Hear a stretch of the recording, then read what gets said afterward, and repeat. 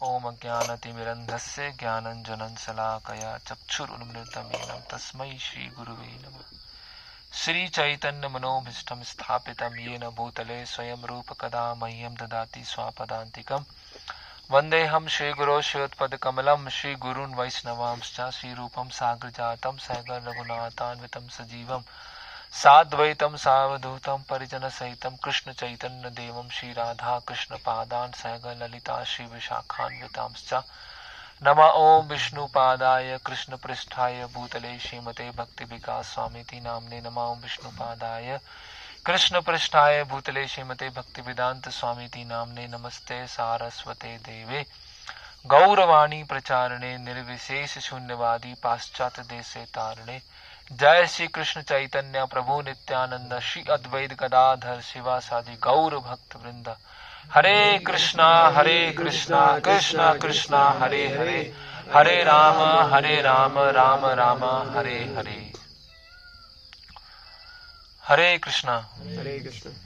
तो हम लोग यहाँ पर आए हैं मेलकोटे धाम में, और ये मेलकोटे धाम जो है बहुत ही विशेष है। श्री वैष्णव संप्रदाय के लिए 4 प्रमुख स्थान हैं: श्रीरंगम, कांचीपुरम, तिरुपति और मेलकोटे। ये 4 मुख्य स्थान हैं श्री वैष्णव संप्रदाय के लिए। और 3 जगह बताया जाता है कि श्रीपाद रामानुजाचार्य स्वयं उपस्थित हैं। तो अभी हम श्रीरंगम गए थे, तो वहां पर रामानुजाचार्य के विग्रह हैं। विग्रह नहीं है, स्वयं है वो रामानुजाचार्य। फिर यहाँ पर मेलकोटे धाम में जब वो इस धाम को छोड़कर श्रीरंगम वापस जाते हैं, तो यहाँ के जो शिष्य होते हैं बहुत व्यथित हो जाते हैं, बहुत परेशान हो जाते हैं। 12 साल रामानुजाचार्य यहाँ मेलकोटे धाम में रहते हैं, छुप के रहते हैं, है ना, एक तरह से बोल सकते हैं वनवास।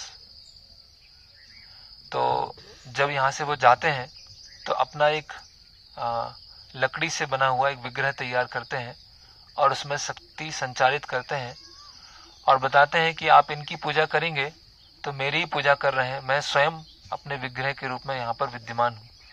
तो रामानुजाचार्य के विग्रह हैं जो स्वयं यहाँ उपस्थित हैं। और श्री पेरम्बदूर जहाँ पर रामानुजाचार्य का प्राकट्य स्थल है, वहाँ पर रामानुजाचार्य स्वयं विद्यमान है। तो बहुत ही ये ऑस्पिशियस जगह है, बहुत ही शुभ जगह है ना। और इसके अलग अलग नाम है। इसको नारायणाद्रि भी कहा जाता है, नारायण पर्वत के नाम से भी प्रसिद्ध है ये। वेदाद्रि भी बोलते हैं क्योंकि यहाँ पर भगवान के अवतार दत्तात्रेय ने उपदेश दिया था। जैसे श्रीरंगम है गीतामृता, है ना, जहाँ पर गीत सुनाया जाता है श्रीरंगम रंगनाथ जी के लिए, नम पेरुमाल के लिए। उस गीत के माध्यम से वो अलग अलग ढंग से चलते हैं, भक्तों को मोहित करते हैं। ये इसको ज्ञानामृता बोला जाता है, जहाँ पर दत्तात्रेय ने उपदेश दिया। इसको यादवद्री भी बोलते हैं क्योंकि ये यदु पहाड़ी भी बोलते हैं, क्योंकि कृष्ण और बलराम जो यदुवंश में है वो द्वापर युग में यहाँ पर आए थे। इसको तिरुनारायणपुर भी बोलते हैं क्योंकि भगवान नारायण स्वयं यहाँ पर उपस्थित है ना।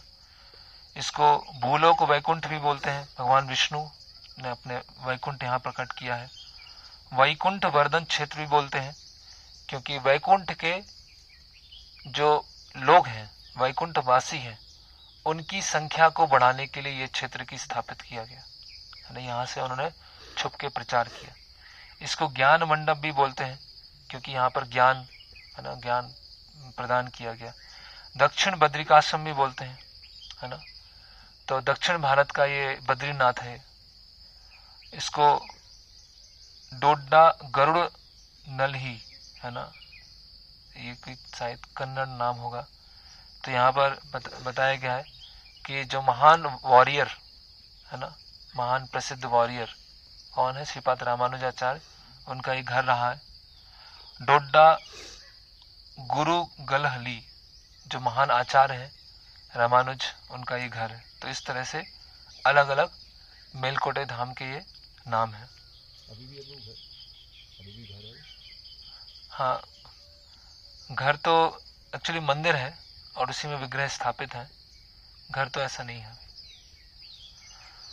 तो ये यहाँ पर रामानुजाचार्य को क्यों आने की आवश्यकता पड़ी, ये उन्होंने क्यों इस धाम को प्रकट किया, इसके बारे में थोड़ा चर्चा करते हैं।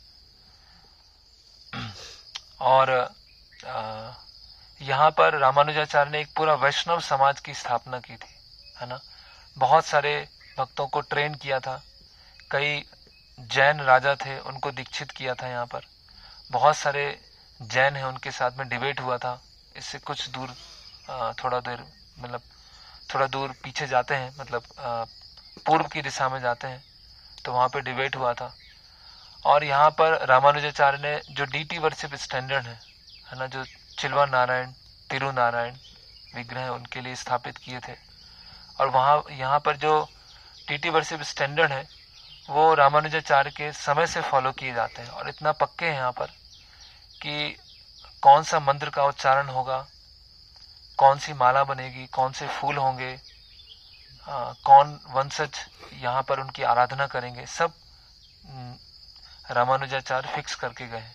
इसीलिए यहाँ डीटी वर्शिप स्टैंडर्ड क्या बहुत ही हायर है, बहुत हाईएस्ट डीटी वर्शिप स्टैंडर्ड है।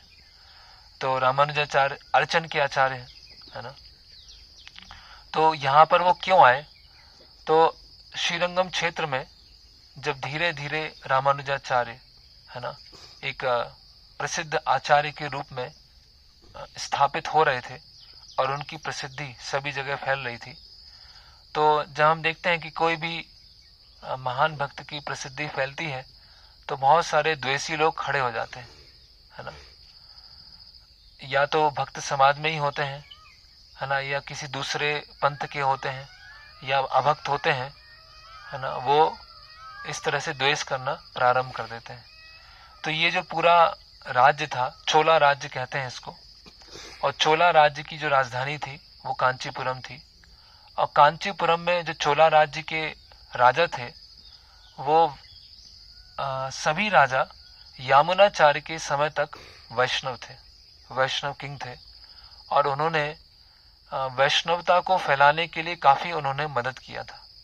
लेकिन यामुनाचार्य के जाने के पश्चात वहां के जो राजा हुए जिनका नाम था कोलिटुंगा वन, है ना, वो शिव के उपासक थे, और शिव के ऐसे उपासक थे कि वो वैष्णवों के प्रति बहुत द्वेष रखते थे, भगवान विष्णु के प्रति क्या रखते थे, बहुत द्वेष रखते थे। और जो भी भगवान विष्णु के रास्ते को छोड़कर शिव का उपासक नहीं बनता है, उनको जबरदस्ती कन्वर्ट करना, यहाँ तक कि उनको मारने का भी प्रयास करना, है ना। ऐसा उन्होंने राजा कुलोत्तुंगा, है ना। तो जो कुलोत्तुंगा जो थे उन्होंने विचार किया, है ना, जैसे कि पेड़ की अलग अलग पत्ती को काटा जाए उससे अच्छा पेड़ की जड़ को ही काट दिया जाए, है ना। जैसे कि किसी गांव में या किसी नगर में अगर पानी का रोग फैलाना है तो अलग अलग घर में पानी को दूषित करने से अच्छा जहां से पानी की सप्लाई हो रही है वहीं पे पॉइजन मिला दिया जाए, वहीं खराब कर दिया जाए, तो जहां जहां पानी पहुंचेगा वहां वहां क्या हो जाएगा, दूषित हो जाएगा। तो उन्होंने यतिराज के नाम को सुना था, यतिराज जो रामानुजाचार्य हैं। तो उन्होंने सोचा कि अगर यतिराज को मैं वैष्णव धर्म से शिव धर्म में परिवर्तित कर दूंगा, सेवाइट्स बना दूंगा, तो क्या हो जाएगा, सारे दक्षिण भारत के जितने वैष्णव हैं वो क्या हो जाएंगे, सब सेवाइट्स हो जाएंगे, है ना। और अगर रामानुजा ने ये स्वीकार नहीं किया तो मैं उसको मार दूंगा। और मारने के बाद क्या होगा कि जितने सारे वैष्णव हैं वो डर जाएंगे, और डर की वजह से या तो वैष्णव धर्म छोड़ देंगे या उनको भी मैं मार दूंगा। तो इस तरह से उन्होंने एक प्लानिंग किया, और उन्होंने एक दूत को भेजा श्रीरंगम में, और श्रीरंगम में वो दूत पहुंचा। उन्होंने कहा कि रामानुजाचार्य और उनके जो गुरु हैं महापूर्ण, दोनों को हमारे राजा है कुलोत्तुंगा उन्होंने बुलाया है, और वो उनके साथ कुछ चर्चा करना चाहते हैं, शास्त्रार्थ करना चाहते हैं, है ना। तो रामानुज जो है वो समझ गए कि कुलोत्तुंगा है उसके कुछ गलत विचार हैं, है ना। और यतिराज जो है उन्होंने सोचा कि ठीक है मैं उनके साथ में जाता हूँ, है ना। और वो अपने आश्रम में तैयारी करने लगे, है ना, सामान का प्रबंध करने लगे। और महापूर्ण से भी उन्होंने बातचीत किया कि हम दोनों चलते हैं और कोलुटुंगा राजा से, है ना, उनसे विचार विमर्श करेंगे। तो जो कुरेश थे, कुरेश जो है रामानुजाचार्य के एक तरह से बोल सकते हैं राइट हैंड है ना। जो कि कुरेश अगर नहीं होते तो शायद रामानुजाचार्य प्रचार भी एक तरह से नहीं कर पाते, है ना।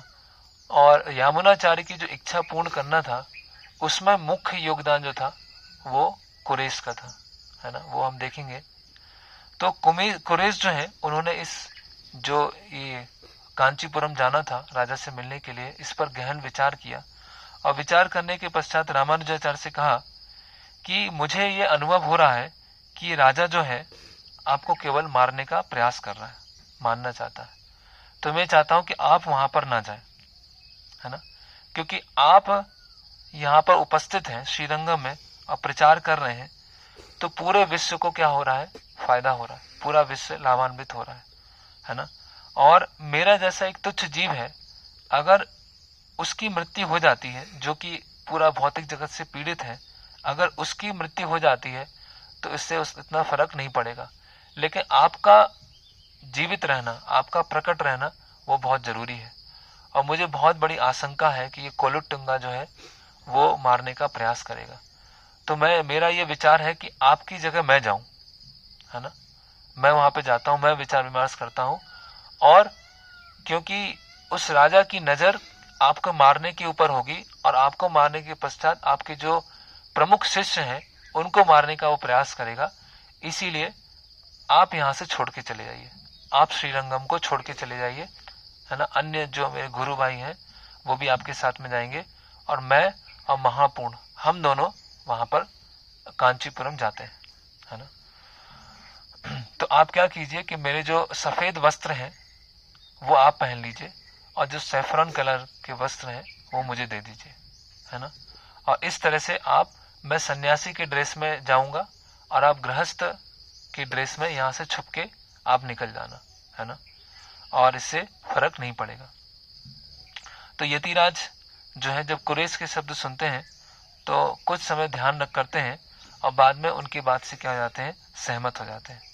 और गृहस्थ के ड्रेस में, व्हाइट ड्रेस में वो श्रीपाद रामानुजाचार्य श्रीरंगम छोड़ के चले जाते हैं, है ना, छुप के निकल जाते हैं। उनके पीछे गोविंद है, दासरथी है, धनुर्दास है, अलग अलग जो उनके मुख्य शिष्य थे वो भी वहां से निकल जाते हैं एक एक करके। श्रीरंगम यहाँ से कैसे है, यहाँ से ईस्ट में श्रीरंगम है ना, और श्रीरंगम के वेस्ट में ये मेलकोटे है। तो श्रीरंगम से वो लोग वेस्ट की तरफ चलते जाते हैं, जंगल में चलते जाते हैं, चलते जाते हैं, चलते जाते हैं, है ना। और यहाँ पर क्या होता है, कुरेश जो होते हैं वो सन्यासी के ड्रेस में महापूर्ण के साथ में जो राजा के सैनिक होते हैं उनके साथ प्रेजेंट होते हैं कि चलिए हम कांचीपुरम चलने के लिए तैयार हैं। और वहां पर तो उनको पता था कि हम वापस लौटेंगे या नहीं लौटेंगे, है ना, इसका भी निश्चित नहीं था, है ना। तो महापूर्ण भी जो थे वो काफी वृद्ध हो चुके थे उस समय, है ना। और महापूर्ण भी इस खतरे के पूरा उनको मतलब अवेयर थे कि ऐसा होने वाला है। और लेकिन उनके जो पावरफुल शिष्य थे वो यहाँ पर रहे, पृथ्वी पर रहे और प्रचार बढ़ते रहे। इसीलिए जो गुरु हैं अपने शिष्य बचे रहे, सुरक्षित रहे, वो सेक्रीफाइस करने के लिए जो गुरु हैं वो भी निकल पड़ते हैं साथ में जाने के लिए।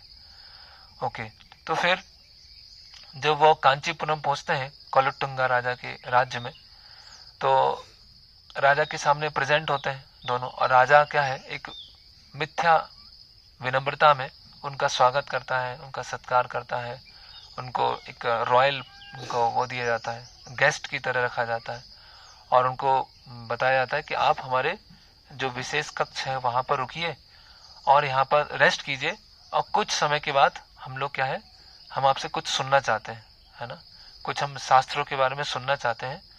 और आप बहुत विद्वान हैं, है ना, आप श्रीरंगम में इतने समय से रह रहे हैं, तो आप हमें कुछ सुनाइए जिससे मैं आपके निर्देश के अनुसार राज्य कर सकूं, है ना।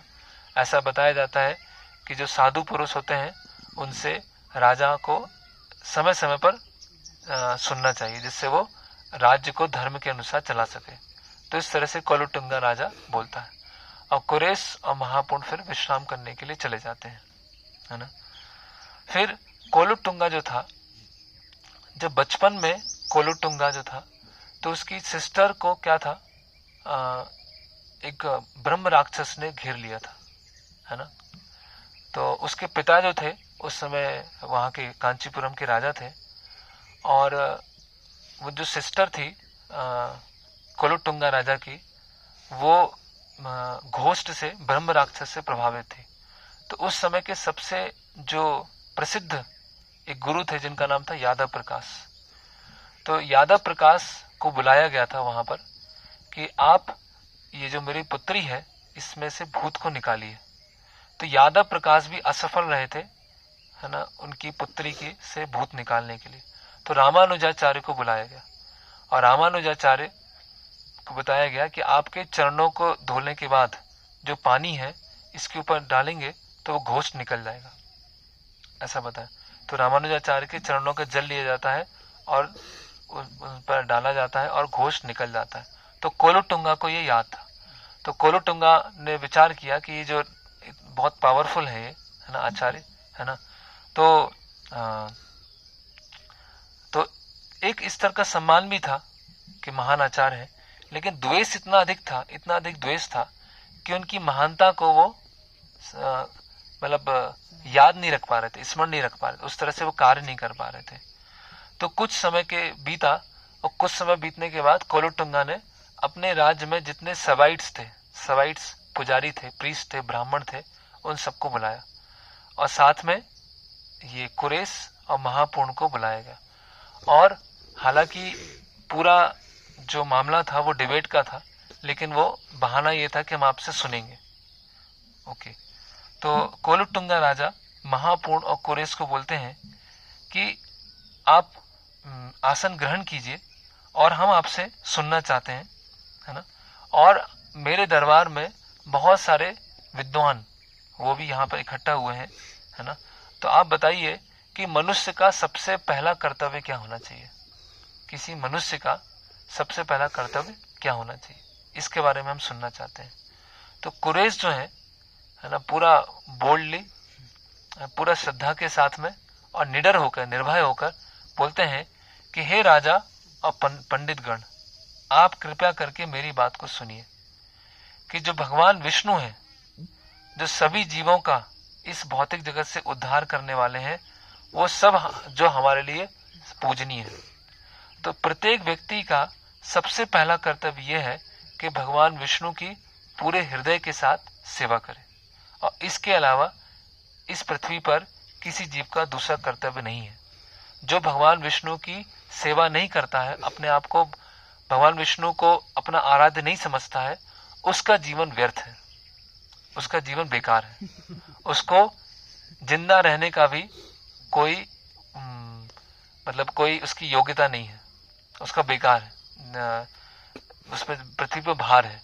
तो कुरेश के ऐसे शब्दों को सुनकर जो कोलुटुंगा राजा होते हैं वो गुस्सा हो जाते हैं, बोलते हैं कि मैंने सुना था कि आप बहुत बड़े विद्वान हैं, बहुत पवित्र व्यक्ति हैं, लेकिन आप तो बहुत ढोंगी निकले, आप तो बहुत बड़े ढोंगी निकले। एक ढोंगी व्यक्ति बोलेगा कि विष्णु की पूजा करना है ना। शिव के अलावा जो विष्णु की भक्ति करता है या विष्णु भक्ति का प्रचार करता है, वो बहुत बड़ा ढोंग करता है, क्योंकि उसने शास्त्रों को पढ़ा ही नहीं, उसने शास्त्रों को जाना ही नहीं। शास्त्रों में बताया गया है कि जो शिव होते हैं वो परम होते हैं और शिव की भक्ति करना चाहिए। और तुम लोग इतने धूर्त हो, है ना, जो इतने समय से गलत प्रचार कर रहे हो, अभी तुम्हारी जो धूर्तता है इसको खत्म कर दिया जाएगा। अभी हमारे यहाँ इतने विद्वान बैठे हुए हैं, है ना, वो अब बताएंगे कि शास्त्रों में क्या बताया गया, है ना, इस तरह से।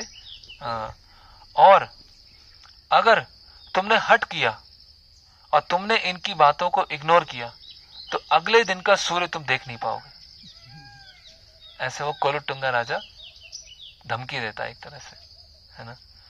तो वहां के जितने कोर्ट के पंडित होते हैं वो उठ जाते हैं और शास्त्रों को बोलना चालू करते हैं, और गलत तरीके से, है ना, माल इंटरप्रिटेशन, है ना, स्पेकुलेशन से, है ना, गलत गलत तरीके से जो शिव कैसे परम है वो स्थापित करना चालू कर देते हैं और बोलते जाते हैं बोलते जाते हैं बोलते जाते हैं, और फिर वो कुरेश और महापूर्ण चुपचाप सुनते जाते हैं। और कुछ समय के बाद क्या होता है कि कुरेश और महापूर्ण अभी खड़े होते हैं, वो एक एक करके जितने भी आर्ग्यूमेंट्स हैं उनको सब खंडन करते जाते हैं, एक एक करके खंडन करते जाते हैं। और जैसे ही राजा को लगता है कि ये तो वास्तव में खंडन ही कर रहा है, तो राजा किस पे आ जाता है, अपने तानाशाह पे आ जाता है, बोलता है कि चुप हो जाओ, है ना, धूर्त, तुमको लगता है कि तुम अपने ज्ञान से ये सिद्ध कर पाओगे कि शिव परम है, मुझे शिव विष्णु परम है और शिव की भक्ति नहीं करना है, तो अपने ज्ञान से ये सिद्ध करना चाहते हो कि मैं अब तुम लोगों का कोई ज्ञान सुनना नहीं चाहता, अब मैं तुम्हारी कोई बात सुनना नहीं चाहता, अभी तो अपना मुंह बंद करो, अभी मैं बताता हूं कि तुम्हारी विष्णु भक्ति का तुमको क्या परिणाम मिलेगा, है ना। तो कुरेश जो है ऐसे उपहास में और राजा कुलोत्तुंगा का मजाक उड़ाते हैं, बोलते हैं अगर शिव परम है तो शिव से ऊपर द्रोण है, तो क्या होता है, जो वेट किया जाता है ना, वेट जैसे किलोग्राम होता है, किलोग्राम होता है, टन होता है, ऐसे अलग अलग, तो एक मेजरमेंट का तरीका है द्रोण, है ना, द्रोण एक क्या है, यूनिट है, और शिव क्या है, एक यूनिट है ना। तो जो द्रोण यूनिट होती है वो शिव यूनिट से अधिक भारी होती है, तो द्रोण क्या होता है, शिव से भारी होता है यूनिट में, है ना। तो इस तरह से वो शब्दों के साथ खेलने लगे कुरेश कि आप अगर शिव को परम बोल रहे हैं तो द्रोण को परम बोलना चाहिए, कि द्रोण अधिक भारी होते हैं। तो फिर कुरेश समझ जाते हैं कि अब मतलब ऐसा मजाक करने से मतलब मृत्यु अभी नजदीक में ही है ना, लेकिन वो मतलब ऐसे डिटरमाइन रहते हैं और अपने आप को इतना सौभाग्यशाली समझते हैं कि अपने गुरु की सेवा करने के लिए उनको प्राण देने का अवसर मिल रहा है ना। ऐसे किसको सौभाग्य मिलता है कि गुरु सुरक्षित रहे, गुरु प्रचार करते रहे, लेकिन मेरा जीवन अगर दांव पे लग जाए तो इससे बड़ा सौभाग्य क्या होगा, है ना। और कैसे भगवान के भक्त क्या होते हैं, अभय होता है उनके, निडरता होती है, ये यहाँ पर बता रहे। तो कुरेश जो है कोलोटुंगा राजा के धमकियों से बिल्कुल भी प्रभावित नहीं हुए और अपने मन में विचार करते हैं कि हे भगवान हरि, आपने मेरे ऊपर इतनी बड़ी कृपा की, आज आपने मेरे ऊपर इतनी बड़ी कृपा की कि मैं यतिराज रामानुजाचार्य उनकी आज सेवा कर पा रहा हूं, है ना। और मैं आज श्री यमुनाचार्य के जो शब्द हैं, नमो नमो अनंत दयिका के सिंधुवे, कि मैं उनको प्रणाम करता हूं जो करुणा के सिंधु है, जो ओशन ऑफ मर्सी, है ना। तो उनकी कृपा का आज मुझे अनुभव करने का अवसर मिल रहा है कि उनकी कृपा हुई, आज ऐसी घटना घटी और इस घटना के कारण मुझे यतिराज के लिए अपने प्राण भी देने के लिए मैं तैयार। तो इस तरह से वो कुरेश जो है विचार कर रहे हैं। और ये जो राजा है और ये जो घमंडी यहाँ पर जो प्रीस्ट है, ये कभी भी नहीं समझ पाएंगे आपकी महिमा को, कभी नहीं समझ पाएंगे। लेकिन मेरे जैसे तुच्छ जीव को भी आपने क्या विनम्रता होती है और क्या शरणागति होती है, ये आपने मुझे बताया, है ना। तो इस तरह से कुरेश उस दरबार में प्रार्थना करते हैं। तो हम ये देखते हैं कि कितना महान, है ना, कितनी महानता है कि निर्भयता, मतलब मर जाएंगे, मृत्यु हो जाएगी, लेकिन डर नहीं रहे, है ना। जैसे हमने देखा था वो सॉल्टेड ब्रेड जो रशिया में भक्त हैं उन्होंने प्रचार किया, है ना। तो कितना रिस्क, मतलब भक्ति को अगर हम अलग अलग तरह से डिफाइन करें तो एक भक्ति की परिभाषा क्या है कि भगवान की सेवा के लिए रिस्क लेना। अगर हम भगवान की सेवा के लिए रिस्क नहीं ले रहे हैं, भगवान की सेवा के लिए हम अपने कंफर्ट छोड़ने के लिए तैयार नहीं है, तो हम भक्ति को अच्छे से समझे नहीं है। जहां रिस्क नहीं है वहां पर प्रेम नहीं है, और जहां पर रिस्क है वहां पर प्रेम है ना। जहां हम भौतिक जगत में देखते हैं कि एक प्रेमी प्रेमिका होते हैं, है ना, अपने एक दूसरे से मिलने के लिए, एक दूसरे को देखने के लिए, तो कितने सारे वो प्लानिंग करते रहते हैं, कितनी सारी योजनाएं बनाते रहते हैं, कितने सारे रिस्क लेते रहते हैं। कोई बिल्डिंग से कूद जाता है ना, कोई घर से कूद जाता है, कोई रात में भाग जाता है ना, अलग अलग चीजें करते रहते हैं। तो वो दिखता, वो प्रेम दिखता है ना। अगर घर बैठे बैठे कोई बोलता रहे कि हाँ मुझे बहुत प्रेम है, बहुत प्रेम है, बहुत प्रेम है, लेकिन कुछ कार्य नहीं कर रहा है, कोई रिस्क नहीं ले रहा है, तो उसका कोई मतलब नहीं है। तो जहां पर भगवान के लिए जोखिम उठाया जा रहा है ना, जहां पर कॉन्स्टेंटली, है ना, अपने सुख की परवाह किए बिना, निरंतर रूप से लगातार अपने सुख की परवाह किए बिना भगवान की सेवा के लिए, है ना, और ऐसे हर क्षेत्र में, है ना, प्रचार के हर क्षेत्र में हमें रिस्क उठाना पड़ेगा। डीटी वर्षे पे वहां पर हमें अपने आप को बहुत एक्सटेंड करना पड़ेगा, है ना। कोई मैनेजमेंट है तो बहुत सारी खरी खोटी सुननी पड़ेगी। तो ऐसे हर क्षेत्र में, भक्ति की कोई भी क्षेत्र है, वहां पर ऐसे स्थिति आएगी कि हम गिव अप कर दें। माइंड करेगा कि हम गिव अप कर दें, बस बहुत हो गया, अब हम नहीं कर सकते, अब हम सेवा नहीं कर सकते, अब हमसे नहीं हो पाएगा। ये माइंड बार बार हमको बोलेगा कि मैं अभी छोड़ देता हूं। उस समय पर कोई अगर लगातार करता रहे करता रहे करता रहे, तो वो प्रेम कहलाता है, वो प्रेम की अभिव्यक्ति कहलाती है। रूप गोस्वामी क्या बोलते हैं, प्रेम की क्या परिभाषा देते हैं?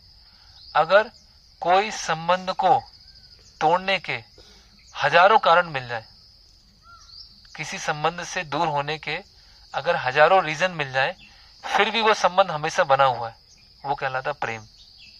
जहां माइंड और इंटेलिजेंट और इंद्रियां बार बार बोलती रहे कि अब करने की आवश्यकता नहीं है, लेकिन फिर भी उनकी ना सुनकर हम सेवा किए जा रहे हैं, कष्ट लिए जा रहे हैं, रिस्क लिए जा रहे हैं, तो वो प्रेम की अभिव्यक्ति कहलाएगा, है ना। तो रामानुजाचार्य स्वयं जाने के लिए तैयार थे, लेकिन कुरेश ने कहा मैं आपकी जगह जाऊंगा, है ना। और कुरेश कितना बोल्डली बोल रहे हैं, है ना, उनको परवाह नहीं है, वो अपनी फिलॉसफी को चेंज नहीं कर रहे हैं, है ना। आगे चल के उनके बारे में कौन पढ़ेगा, आगे चल के उनको कौन जानेगा, उसकी उनको परवाह नहीं है। उस राज्य में भगवान की सत्ता को स्थापित करना है, भगवान विष्णु की सुप्रीमेसी को स्थापित करना है। कोई भविष्य में उनके बारे में पढ़ेगा, सुनेगा, चर्चा करेगा, है ना, कोई प्रसिद्धि नहीं है। उस समय जो सही है वो उन्होंने स्थापित किया, और आज इसीलिए हम चर्चा कर रहे हैं, है ना। तो बहुत बहुत मुश्किल गुण है, बहुत मुश्किल गुण है ना। हमें थोड़ा सा हमारा तबीयत खराब हो जाता है, थोड़ा सा सिर दर्द हो जाता है ना, थोड़ा सा पेट खराब हो जाता है, थोड़ा सा पैर में चोट लग जाती है, थोड़ा सा बैक पेन हो जाता है, उसमें हम परेशान हो जाते हैं। और यहाँ क्या हो रहा है, वहाँ अपने प्राण त्याग करने के लिए तैयार है। हम देखेंगे जब डीटी वर्शिप स्टार्ट होगा और फेस्टिवल के टाइम आएंगे, तो इतना हेक्टिक, सो नहीं पा रहे, मुश्किल से 2-3 घंटे सोए हैं, इतनी लंबी कुकिंग करनी पड़ रही है, पूरा फ्रस्ट्रेट हो रहे हैं, परेशान हो रहे हैं। ऐसा होगा, है ना। विदाउट पेन नो गेन, है ना। कोई हम श्रील प्रभुपाद को देख सकते हैं, प्रभुपाद ने कितने जोखिम, कितने सारे रिस्क उठाए, है ना। तो कोलुटुंगा राजा जो है वो देखता है कि मेरा इतना मजाक उड़ाएगा सबके सामने, है ना, कि द्रोण ऊपर होना चाहिए शिव से, है ना। तो अब उससे ये सहन नहीं होता है, और वो आदेश देता है अपने सैनिकों को कि दोनों इनको अरेस्ट कर लो, इनको बंदी बना लो। और बंदी बनाने के बाद क्या करो, क्योंकि ये रामानुजाचार्य ने मेरे सिस्टर के ब्रह्म राक्षस से मुक्ति करवाई थी, तो मैं इनको मार नहीं सकता हूँ, थोड़ा सा ऋण है, तो इनकी दोनों की आंखें निकाल दो, है ना। इनकी दोनों की क्या करो, आंखें निकाल दो, है ना। ये इनके लिए सही पनिशमेंट होगी, है ना। तो जब ये निर्दयी शब्द सुनते हैं, तो जो सैनिक होते हैं कुरेश और महापूर्ण को एक एकांत स्थान में ले जाते हैं, एक जेल के किसी कक्ष में ले जाते हैं, और उनके सामने क्या लेते हैं, गरम लोहे की सलाखें लेके आते हैं, है ना। और पूछते हैं कि अभी भी तुम लोगों के पास समय है, अभी भी शिव भगवान है वो स्वीकार कर लो, है ना। ये वैष्णवता छोड़ दो, कुछ नहीं होगा, है ना। तो जो कुरेश होते हैं बिल्कुल भी डिस्टर्ब नहीं होते, है ना। नारायण परा सर्वे न कुतस्य विभूति स्वर्ग अपवर्ग नरकेशु अपि तुल्यात दर्शन, है ना। तो किसी भी स्थिति में हो, हम पृथ्वी पर भक्ति नहीं कर पा रहे हैं, तो ये प्रार्थना हमारे लिए नहीं है स्वर्ग नरकेशु, कि स्वर्ग में रहे, नरक में रहे, कहीं भी रहे, भगवान आपकी सेवा करेंगे। पृथ्वी में भक्ति हो नहीं पा रही है। तो ये हमारे लिए प्रयोजन है कि कभी ऐसी प्रार्थनाएं बोल पाए। हम देखते हैं कि चित्रकेतु महाराज को श्राप मिल गया। क्या श्राप मिला? आसुरी योनि में चले जाओ, है ना। कोई भक्तों के संग में रहे, कीड़े योनि में रहे तो भी ठीक है, लेकिन चित्रकेतु महाराज को श्राप मिल गया, है ना, आपको असुर बनना है। लेकिन फिर भी वो चिंता नहीं है उनको, नारायण परायण है वो। तो कुरेश बोलते हैं कि जो लोग लोहे की सलाखें लिए हुए थे, और कुरेश बोलते हैं कि आप लोग कितने दयावान हैं कि आपके कारण मुझे गुरु की सेवा करने का अवसर मिल रहा है ना। अगर आप लोग नहीं होते तो मैं गुरु की सेवा कैसे कर पाता, कैसे मैं उसको प्रकट कर पाता, है ना। तो मुझे कोई चिंता नहीं है। तो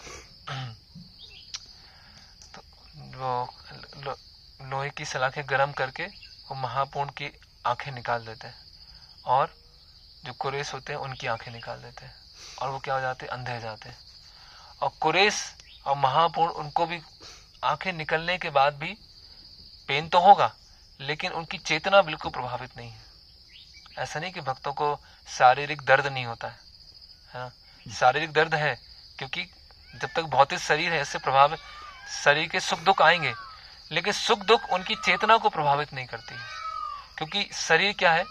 पंच महाभूत से बना हुआ है। जो आत्मा है वो सच्चिदानंद है। तो इतना पावरफुल होते हैं, इतने पावरफुल होते हैं कि शरीर के सुख दुख उनको प्रभावित नहीं कर पाते। तो जब ये स्थिति देखते हैं, है ना, वो सैनिक देखते हैं कि ये तो मतलब हमसे इतना बड़ा अपराध हो गया, हमें ऐसा लग रहा है कि मुझसे इतना बड़ा अपराध हो गया है। तो वो क्या करते हैं कि एक पास में एक भिखारी था, उस भिखारी को कुछ पैसा देते हैं और बोलते हैं कि इन दोनों को आप श्रीरंगम जाके छोड़ दो और किसी को बताना मत। लेकिन कोलोटुंगा राजा तक ये बात नहीं पहुंचना चाहिए, है ना, क्योंकि वो सोचने लगे कि हमसे इतनी बड़ी गलती। उनका हृदय परिवर्तन हो गया, है ना।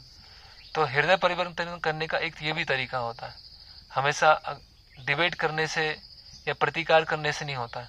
अपने कार्यों को एक आदर्श को स्थापित करने से भी सामने वाले का हृदय परिवर्तन हो जाता है।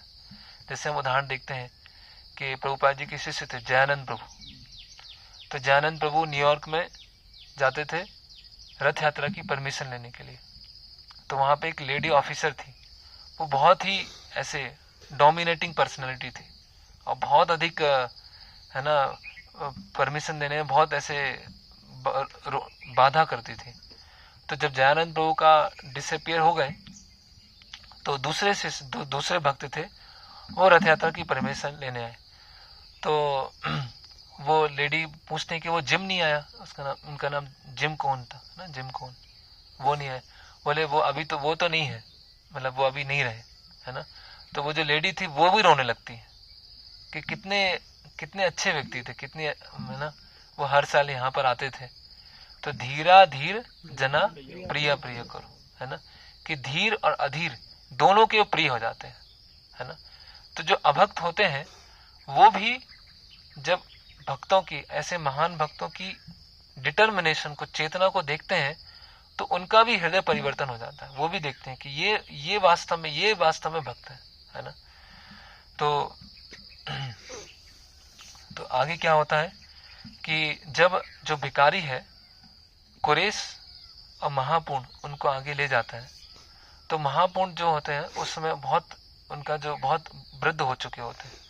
तो इस पेन को क्या है वो सहन नहीं कर पाते हैं और जंगल में पहुंचते हैं और कुरेश के गोद में महापूर्ण अपना सिर रखते हैं और बोलते हैं कि अभी आपको आगे अकेले ही जाना पड़ेगा श्रीरंगम, मैं इसके आगे नहीं चल पाऊंगा। अभी मुझे शरीर त्यागने का समय आ गया है ना। और मुझे बिल्कुल भी इस चीज पर कुछ भी वो नहीं है, मतलब थोड़ा भी दुख नहीं है ना, कि मुझे ऐसी स्थिति में आकर यहाँ जंगल के बीच में प्राण त्यागना पड़ा। और मेरा मन जो है श्रीपाद यमुनाचार्य के ऊपर पूरा फिक्स है ना। और मैं ऐसा प्रार्थना करता हूँ कि वो जो महान ग्रेट सोल श्रीपाद यमुनाचार्य, उनके साथ मैं दोबारा मिलूं, ऐसी मेरी इच्छा है। और जब मेरे प्रिय शिष्य या रामानुजाचार्य से तुम मिलोगे, कुरेश को बोलते हैं, तो मेरे बहुत सारे दंडवत प्रणाम उनको बोलना कि मैं उनको प्रणाम करता हूँ रामानुजाचार्य को, ऐसा उनको बताइएगा। और इस तरह से अपने गुरु के चरणों पर ध्यान करते हुए महापुरुष ने क्या किया, प्राण त्याग दिए। तो उन्होंने रंगनाथ जी को स्मरण नहीं किया, उन्होंने वरदराज जी को स्मरण नहीं किया, किनको स्मरण किया, यमुनाचार्य को स्मरण किया। तो अगर गुरु का स्मरण करते हुए प्राण त्यागते हैं तो क्या होगा?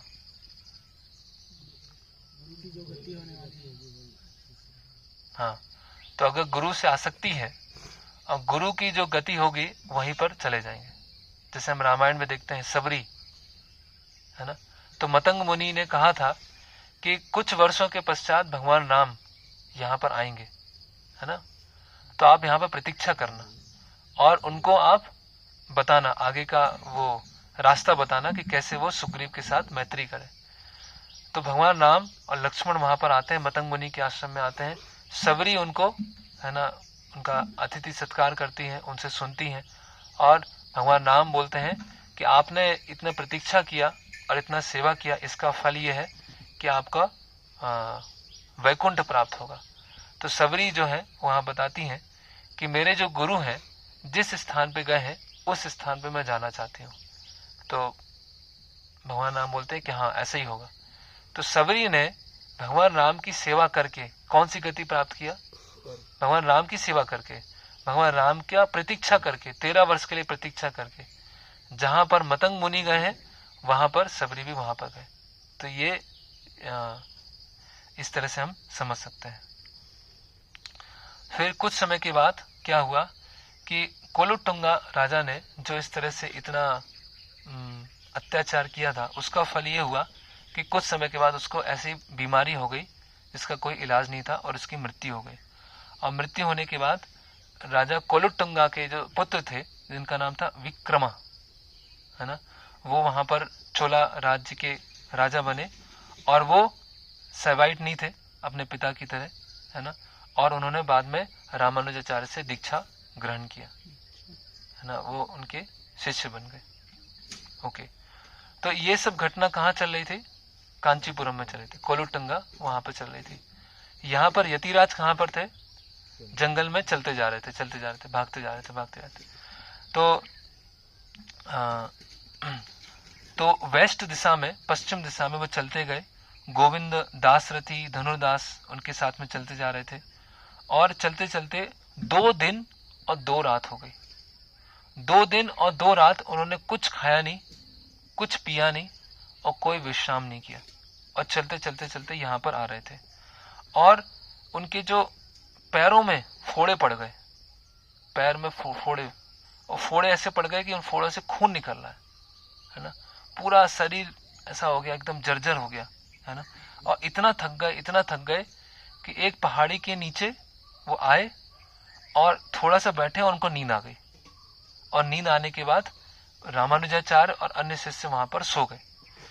तो उस पहाड़ी के पास में बहुत सारे चंडाल रहते थे, एक चंडाल कम्युनिटी था, वो वहां पर रहता था।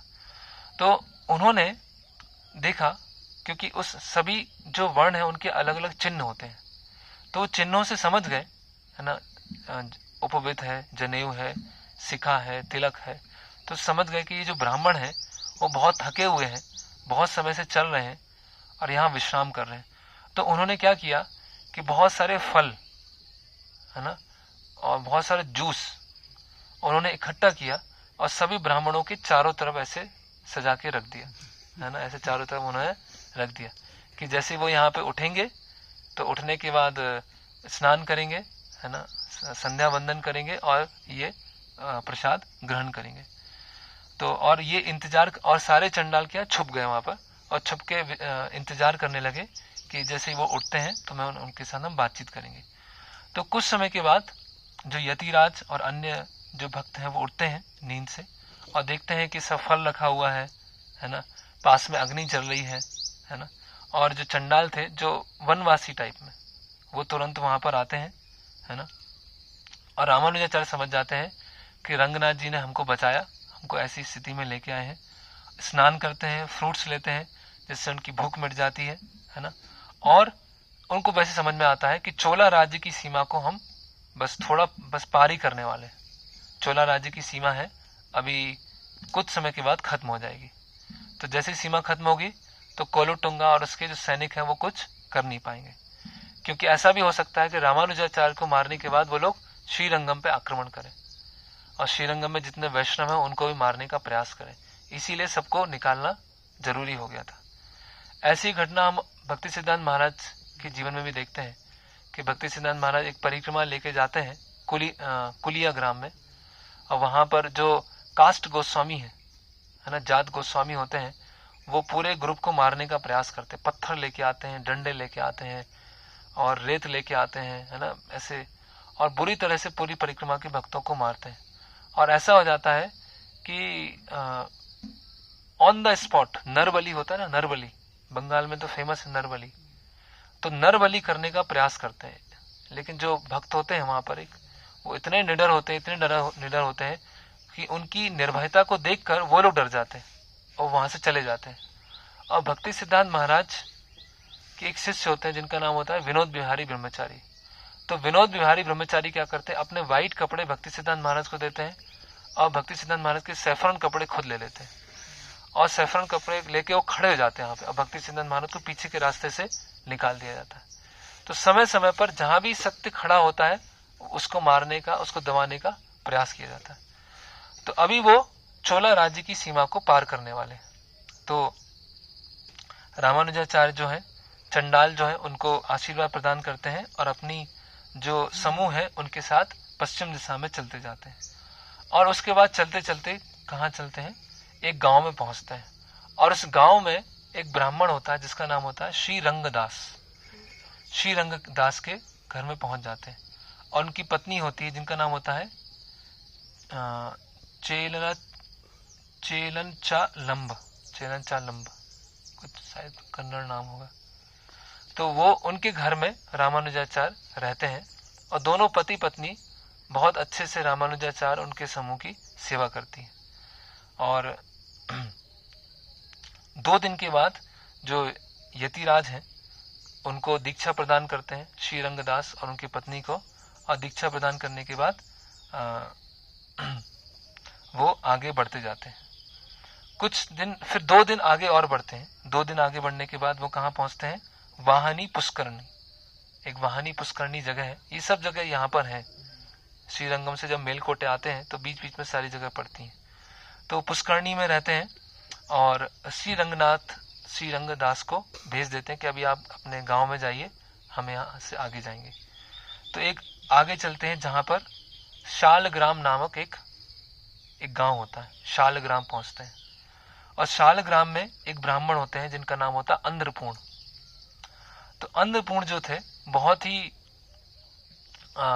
रिनाउंस्ड, है ना, बहुत ही विरक्त भक्त थे। और अंध्रपूर्ण के अच्छे गुणों को देखकर रामानुजाचार्य क्या करते हैं, अंध्रपूर्ण को अपने साथ में रख लेते हैं, उनको दीक्षा प्रदान करते हैं। और दीक्षा प्रदान करने के पश्चात तब से लेकर अंतिम तक अंध्रपूर्ण जो है रामानुजाचार्य के साथ में ही रहते हैं, है ना। फिर अंध्रपूर्ण बोलते हैं कि इस गांव में एक और भक्त है जिनका नाम है पूर्ण, है ना, और यहाँ एक गांव है जिसका नाम है भक्तग्राम, है ना। भक्तग्राम गांव है जो शालग्राम के से दूर नहीं है, आप वहां चलिए, वहां पर एक नरसिंह क्षेत्र है ना। तो पूर्ण जो है उनको भी साथ में ले लेते हैं। ओके, अभी वो ऐसे राज्य में आ चुके हैं जहां का राजा कौन है, जिसका नाम है विट्ठल देव। जो विट्ठल देव है वो जैन है, वो, है ना, जैन राजा है। और उनकी पुत्री को भी किसी भूत ने ऐसे घेर रखा था। उनकी पुत्री को भी किसी भूत ने ऐसे, है ना, अभिशापित करके रखा था। तो राजा ने विचार किया कि ये महान वैष्णव है और इनकी कीर्ति हमने बहुत सुनी है। तो भक्तग्राम में जब आते हैं तो सोचते हैं कि हो सकता है राजकुमारी ये भूत से मुक्त हो जाए, इसीलिए जो विट्ठल देव है रामानुजाचार्य से मिलना चाहते हैं। तो रामानुजाचार्य जब आते हैं विट्ठल देव से मिलने के लिए, तो उनकी पुत्री की तरफ देखते हैं, है ना। और विट्ठल जब देखते हैं कि जो रामानुजाचार्य इतने पवित्र हैं, इतने प्योर हैं, है ना, इतने महान वैष्णव हैं, तो रामानुजाचार्य की उनकी पुत्री के देखते ही वो भूत वहां से हट जाता, निकल जाता है, वहां से वो भूत चला जाता है ना। तो वो विट्ठल देव बहुत प्रभावित हो जाते हैं और जैन धर्म को छोड़कर वो क्या हो जाते हैं, वैष्णव बन जाते हैं। और उनसे यतिराज से दीक्षा लेने के लिए भी वो प्रार्थना करते हैं। अभी उनकी इच्छा ये थी विट्ठल देव की कि मैं तो वैष्णव पर रास्ते को स्वीकार करना चाहता हूँ, लेकिन यहाँ इतने सारे कुतार्किक लोग हैं, इतने सारे जो जैन लोग हैं, इनका क्या होगा। तो इनके साथ रामानुजाचार्य का क्या होना चाहिए, डिबेट होना चाहिए, है ना।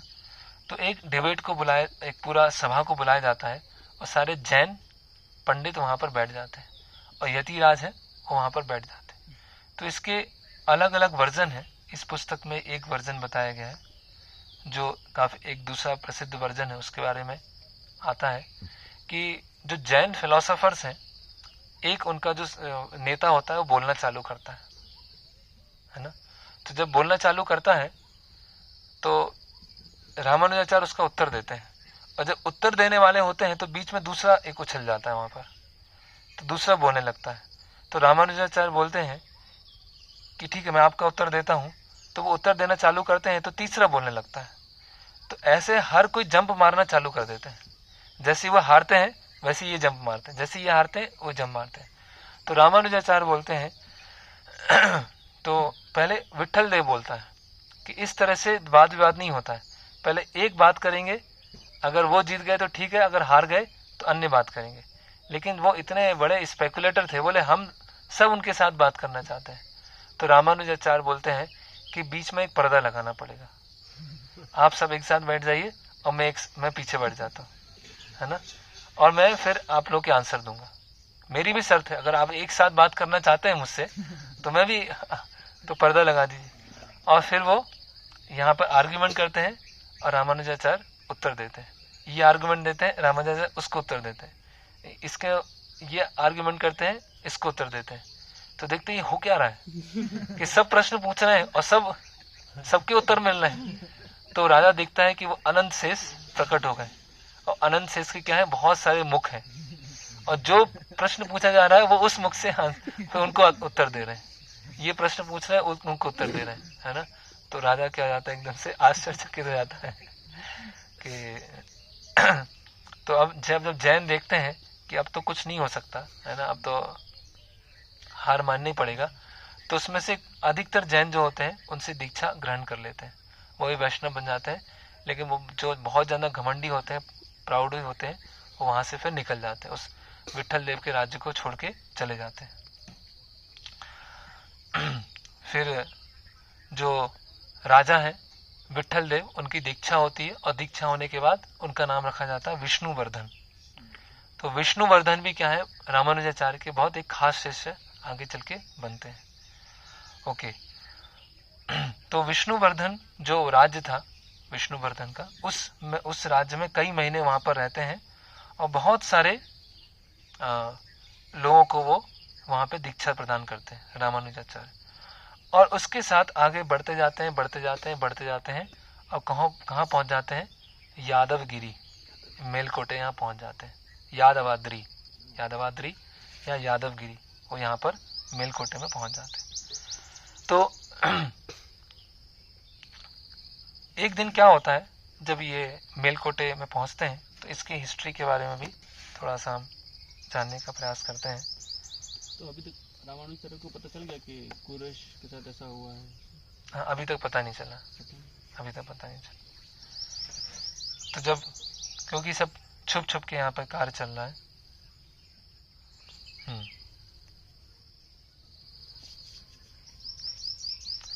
तो यादवाद्री के बारे में बताया गया है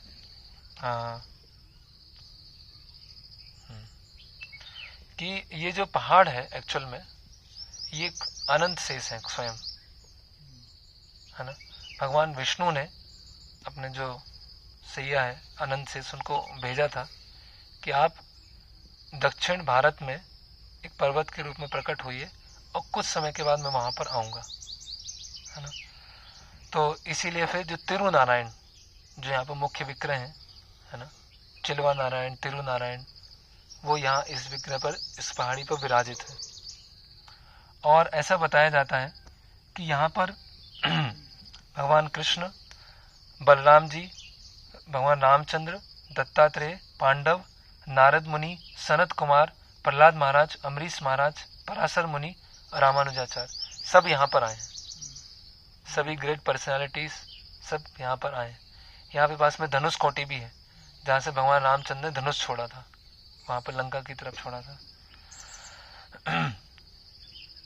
तो बताया जाता है कि भगवान नारायण ने ब्रह्मा जी की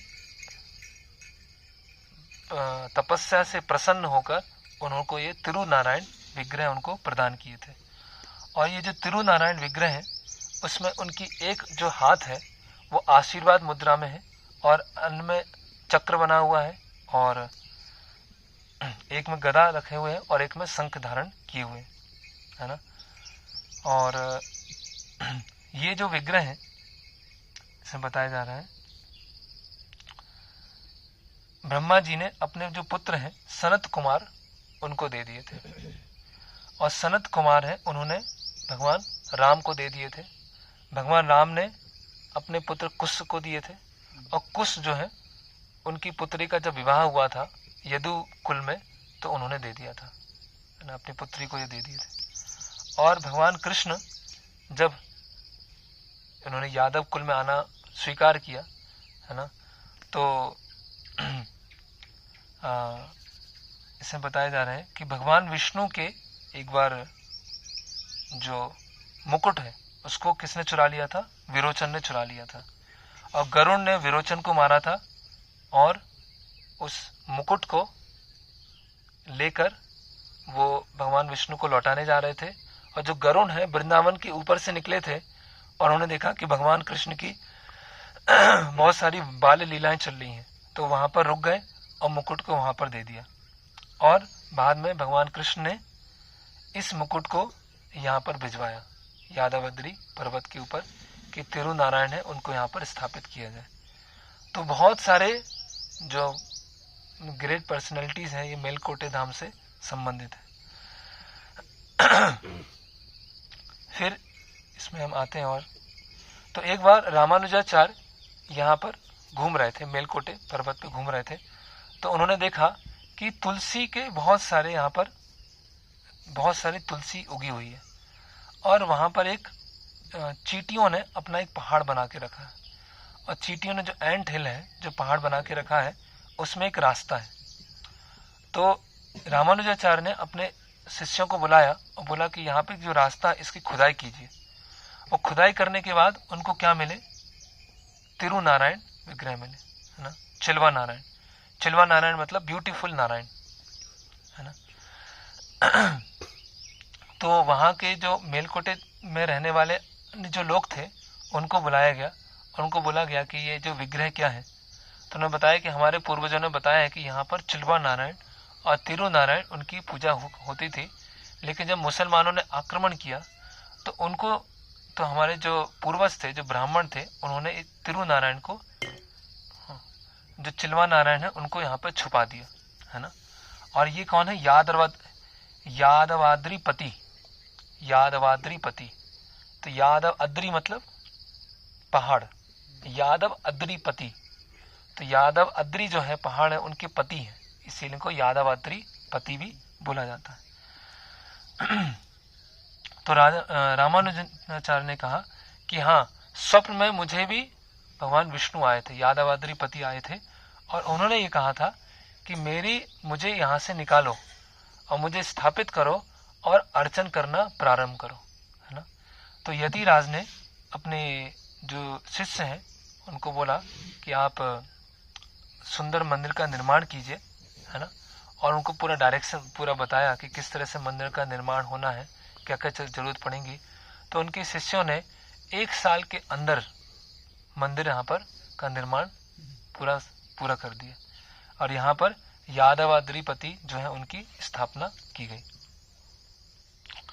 और पास में एक पुष्करणी है ना, है ना। कल्याणी, कल्याणी पुष्करणी बोलते हैं, वो है जो वराहदेव ने जब क्षीर सागर के, है ना, जो रसातल में अंदर जब पृथ्वी चली गई थी, तो उस पृथ्वी भूदेवी को निकाला था, तो उनके जो वो जो थे बाल जो गीले हो गए थे, उन्होंने छाट ऐसे किए, तो यहाँ कुछ ड्रॉप्स गिरी थी, तो उससे क्या बना, कल्याणी पौंड बना, है ना। और कल्याणी पौंड के चारों तरफ क्या है, एक सफेद मिट्टी है। तो ऐसा बताया जाता है कि गरुड़ जी हैं श्वेत द्वीप, जो क्षीरोदक्षाई सागर जो है, श्वेत द्वीप से कुछ मिट्टी लेके आए थे, और कल्याणी जो पुष्करणी है उसके आसपास डाल दिया था। तो आज भी यहाँ पे मेलकोटे में जो कल्याणी पौंड के आसपास जो सफेद मिट्टी है, जो श्वेत द्वीप से आई है, उससे वो तिलक लगाते हैं। तो हम भी जाएंगे, तिलक करेंगे। तो इस तरह से ये यादवाद्रीपति की स्थापना हुई, मंदिर की स्थापना है। तो जब भी मूल विग्रह की स्थापना होती है, हम बड़े विग्रह नहीं बोलते, मूल विग्रह बोलते हैं। तो मूल विग्रह के साथ में क्या होता है, उत्सव विग्रह होते हैं, है ना। उत्सव विग्रह क्यों होते हैं, उत्सव विग्रह सेवा स्वीकार करते हैं, उनका अभिषेकम होता है ना, है ना। बड़े विग्रहों का अभिषेक नहीं किया जा सकता है, और जो उत्सव विग्रह होते हैं उनको बाहर ले जाते हैं। तो मूल विग्रह जो होते हैं, उत्सव विग्रह के माध्यम से साधारण लोगों को भी दर्शन प्रदान करते हैं, सब लोगों को आशीर्वाद प्रदान करते हैं। जो मंदिर आना नहीं चाहते हैं उनके लिए भी जो उत्सव विग्रह है, बाहर निकल के ऐसे उत्सव मनाया जाता है। तो अभी यादवाद्रीपति तो स्थापित हो गए, चिलवा नारायण तो स्थापित हो गए, उनके उत्सव विग्रह कहाँ है ना, उनके उत्सव विग्रह का, है ना। तो यादवाद्रीपति जो है वो रामानुजाचार्य के स्वप्न में आते हैं, है ना, और बोलते हैं कि मैं आपकी सेवा से बहुत प्रसन्न हूँ, लेकिन मैं जो उत्सव विग्रह है, विजय विग्रह है, वो अभी तक स्थापित नहीं हो पाए। इसके कारण मैं मंदिर छोड़ के अन्य लोगों को कृपा नहीं दे पा रहा हूँ, अन्य लोगों को आशीर्वाद नहीं दे पा रहा हूँ। तो मेरे जो उत्सव विग्रह है उनको भी आप लेके आइए, है ना। और उन उत्सव विग्रह का नाम क्या है, रमा प्रिया, है ना, राम प्रिया, रमा प्रिया, है ना। और वो कहाँ पर है, वो दिल्ली में है। दिल्ली में जो राजा है वो जब साउथ इंडिया में जब आक्रमण करने आया था तो बहुत सारे विग्रह लेके गया वो, तो जो रमा प्रिय थे उनको भी साथ में लेके गया। तो आप वहां पे जाइए और वहां से वो लेके आइए। सोचिए आप यहाँ मैसूर पास में, यहाँ से दिल्ली जाना, कैसे जाना, पैदल जाना, चलते चलते जाना, कितना 2,500-3 हजार किलोमीटर होगा यहाँ से। ये तो पूरा एक्सट्रीम साउथ है ना, साउथ कर्नाटका है। तो यहाँ से पैदल चलते चलते दिल्ली जाना, और कितने सारे राज्य पड़ेंगे, कितनी सारी सीमाएं पड़ेंगी, और मुस्लिम शासक से बातचीत करना, उससे नेगोशिएट करना।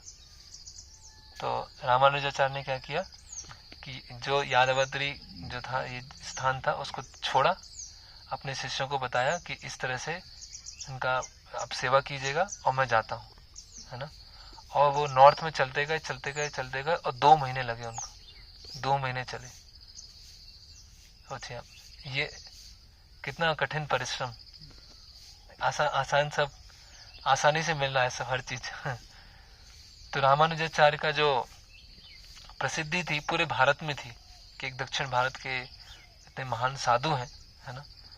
और तो जो मुगल शासक था उसने यतिराज को बुलाया, यतिराज का सम्मान किया, है ना, स्टेट गेस्ट की तरह ऑनर दिया, है ना। और तो रामानुजाचार्य ने कहा कि मैं यहाँ पर आया हूँ, एक विशेष प्रयोजन से आया हूँ, और एक बहुत विशेष विग्रह है रमा प्रिया, उनकी खोज आया हूँ। तो मुस्लिम शासक ने देखा, हालांकि मुस्लिम तो बहुत ही, और विग्रहों क्या करते थे वो, और तोड़ते नहीं थे वो, मतलब कुरूप कर देते थे। किसी का आधा सिर तोड़ दिया, किसी का एक हाथ तोड़ दिया, मतलब तोड़ना तो एक बात है कि उनकी इंसल्ट कर दिया। इस तरह से इंसल्ट किया तो कोई देखेगा ना। जैसे वैकुंठ पेरुमाल मंदिर है, वहां पे हम गए थे, तो वहां जितने भी वो अलग अलग जैसे कार्विंग की है, उसको इतनी बुरी तरह से तोड़ा है मुसलमानों, इतनी बुरी, मतलब देखेंगे तो ऐसा लगेगा कि पूरा हिल जाएंगे अंदर से कि कितने ज़्यादा द्वेषी थे। तो रामानुजाचार्य जब वो जाते हैं दिल्ली के जो राजा से मिलते हैं, राजा को क्या बोलते, नवाब, हाँ, नवाब से मिलते हैं। तो नवाब जब रामानुजाचार्य के चरित्र को देखता है, उनकी शुद्धता को देखता है, तो बोलता है कि ठीक है, आपको एक विग्रह चाहिए ना, ठीक है, आप एक मेरे कक्ष है, बहुत बड़ा एक कक्ष है, उसमें जाइए, उसमें बहुत सारी मूर्तियां हैं, उसमें से आप ढूंढ लीजिए। ठीक है, उसमें से ढूंढ ली। तो वहां पर वो जाते हैं और ढूंढने के बाद क्या होता है, उनको रमा प्रिया वहां पर नहीं मिलते, बहुत सारे विग्रह थे वहां पर नहीं मिलते। तो फिर से वो राजा के पास में आते हैं कि आप बताइए और कोई तो नहीं है, और कोई विग्रह तो नहीं है जो छुपा के रखे हैं। तो राजा विचार करता है, बोलता है मेरी पुत्री है, पुत्री है, उसके पास में एक विग्रह है ना, मूर्ति है, वो मूर्ति बहुत सुंदर है, वो बहुत ही सुंदर मूर्ति, और मेरी पुत्री जो है उनके साथ में वहां गाती है, उनके साथ खेलती है, लेकिन वो बहुत अटैच्ड है ना। तो लेकिन अभी वो मना नहीं कर पा रहे थे, है ना। बोलते हैं ठीक है, आप जाइए वहां पर और उनको अगर मिलते हैं तो आप ले जाइए। तो रामानुजाचार्य वहां पर जाते हैं, उनको पता था कि अगर मैं विग्रह ये मूर्ति ले गया और पुत्री ने फिर कुछ बोला तो राजा का मन क्या हो सकता है, चेंज हो सकता है, परिवर्तित हो सकता है ना, राजा फिर मना कर सकता है। तो रामानुजाचार्य वहां आते हैं और जब वो देखते हैं कि उनकी पुत्री के जो निजी कक्ष है उसमें कौन रखे हुए हैं, रमा प्रिया रखे हुए हैं, तो उनको देख के बहुत वो प्रसन्न हो जाते हैं। और रमा प्रिया के जो विग्रह थे वो बहुत भारी थे, बहुत भारी विग्रह थे। तो क्या करते हैं, रामानुजाचार्य गीत गाना चालू करते हैं, जो दिव्य प्रबंध है वो गाना चालू करते हैं। और जब वो दिव्य प्रबंध गाना चालू करते हैं तो क्या होता है, रमा प्रिया चलते चलते उनकी गोद में बैठ जाते हैं और रामानुजाचार्य उनको उठा लेते हैं, उठा के चलना चालू करते हैं। तो उनकी जो पुत्री थी जिनका नाम था बीबी लच्छीमार, जो मुस्लिम थी, बीबी लच्छीमार, है ना। तो उनको पता चलता है कि एक ब्राह्मण दक्षिण भारत से आया था और विग्रहों को लेके चला गया।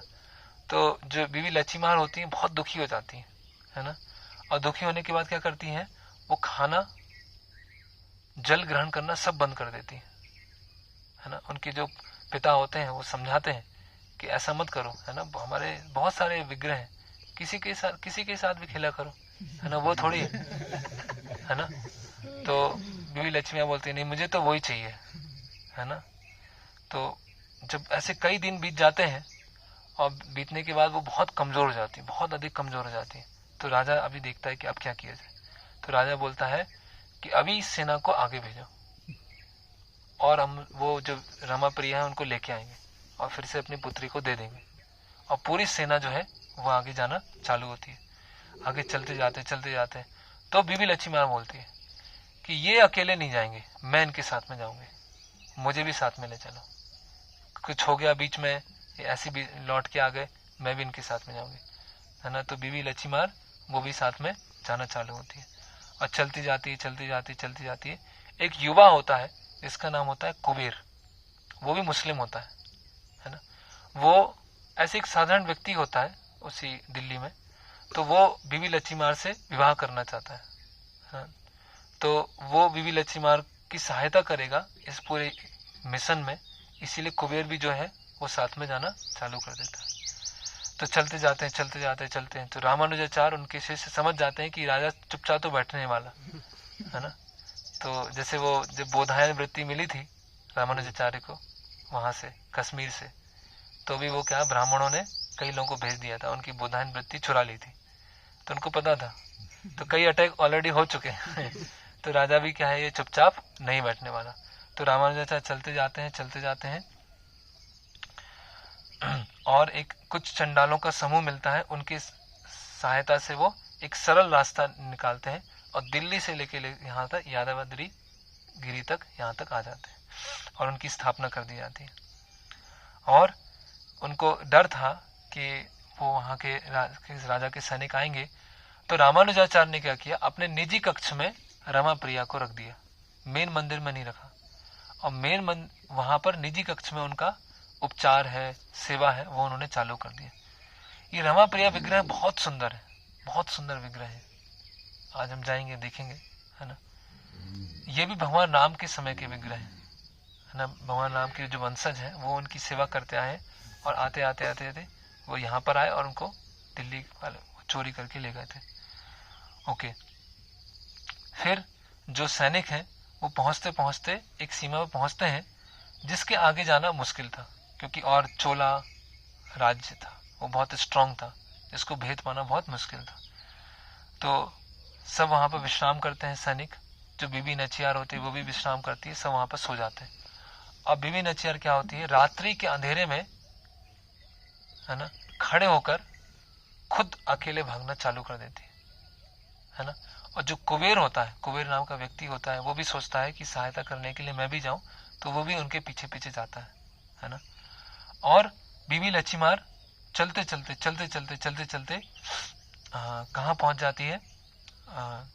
कई हफ्ते बीत जाते हैं और कई हफ्ते बीतने के बाद वो यादवद्री गिरी पर वहां पे पहुंच जाती है। तो जब पहाड़ के पास में पहुंचती हैं बीबी लच्छीमार, तो उनको एक बहुत प्रसन्नता होती है कि मुझे ऐसा लगता है कि रमाप्रिया मुझे मिलने वाले हैं अभी यहाँ पर, है ना। और फिर अन्य लोगों की, टाउन की अलग अलग लोगों की सहायता से वो वहां पर पहुंच जाती, पहाड़ के ऊपर पहुंच जाती, मेलकोटे के ऊपर। और यादवाद्री पति जो है उनके वहां पर वो गिरती है और उनसे प्रार्थना करती है चिलवा नारायण से कि मुझे अपने जो विग्रह है रमाप्रिया उनसे मिलना है ना। वही मेरे प्राण है, मैं उनके बिना मैं नहीं रह सकती। तो यतिराज जब देखते हैं कि जो राजकुमारी है उनका जो प्रेम है बहुत ही जेन्युइन है, बहुत प्योर है ना, उनकी जो आसक्ति है बहुत प्योर है, तो रामानुजाचार्य क्या करते हैं, बीबी लच्छीमार को अपने कक्ष में ले जाते हैं और बोलते हैं कि देखो ये है रमाप्रिया। तो रमाप्रिया इतनी प्रसन्न होती है कि वो जाती हैं और उसमें प्रवेश कर जाती हैं। रमाप्रिया के अंदर बीबी लच्छीमार प्रवेश कर जाती है। तो वास्तव में बीबी लच्छीमार कौन थी, लक्ष्मी देवी थी। तो लक्ष्मी देवी इसीलिए वो जो उनसे थी रमाप्रिया से इतनी अधिक आसक्त थी, तो उसके अंदर वो चली जाती है ना। और इसके पश्चात बीबी लच्छीमार के जो छोटे से विग्रह हैं चिलवा नारायण के नीचे स्थापित किए जाते हैं उनके स्मरण में, है ना। तो हम देखते हैं कि मुस्लिम परिवार में जन्म हुआ, है ना, और मुगल राज्य में रही, है ना, लेकिन कितने भगवान के प्रति कितनी आसक्ति थी उनकी। और इसी तरह से जो कुबेर था वो भी मुस्लिम था। वो भी क्या हो जाता है, जब बीबी लच्छीमार के बारे में ऐसा सुनता है कि वो उसमें अंदर चली गई है ना, तो वो दुखी हो जाता है और वो भी क्या होता है,